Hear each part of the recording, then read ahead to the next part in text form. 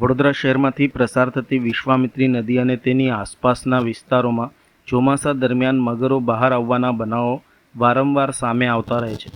ગઈકાલે મોડી રાત્રે વાસણા ભાયલી વિસ્તારમાં 9 ફૂટનો મહાકાય મગર દેખાતા સ્થાનિકોમાં ભારે દહેશત ફેલાઈ હતી। જો કે ગૌરક્ષા સેવા સમિતિના કાર્યકર્તાઓએ સમયસર પહોંચીને મગરને સલામત રીતે પકડી પાડી વન વિભાગને સુપ્રત કરતા મોટી દુર્ઘટના ટળી હતી। ગઈકાલે રાત્રે અંદાજે 2 વાગે વાસણા ભાયલી ખાતે નવરચના સ્કૂલ પાછળ આવેલા ગેલેક્સી બંગલો વિસ્તારમાં આશરે 9 ફૂટનો મહાકાય મગર દેખાયો હતો। મગર રહેણાંક વિસ્તારમાં દેખાતા સ્થાનિકોમાં ભયનો માહોલ સર્જાયો હતો।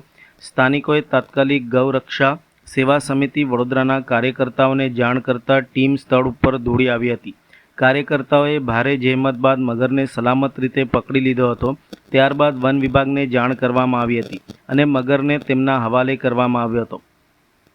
ચોમાસાના દિવસોમાં વિશ્વામિત્રી નદી તેમજ તેની આસપાસના વિસ્તારોમાંથી મગરો રહેણાંક વિસ્તારોમાં આવી ચડવાના બનાવ વધતા હોવાથી નાગરિકોને સતર્ક રહેવા અને આવા કોઈ પ્રાણી દેખાય તો જાતે પકડવાનો પ્રયાસ ન કરી તાત્કાલિક વન વિભાગ અથવા તો રેસ્ક્યુ ટીમને જાણ કરવાની અપીલ પણ કરવામાં આવી છે।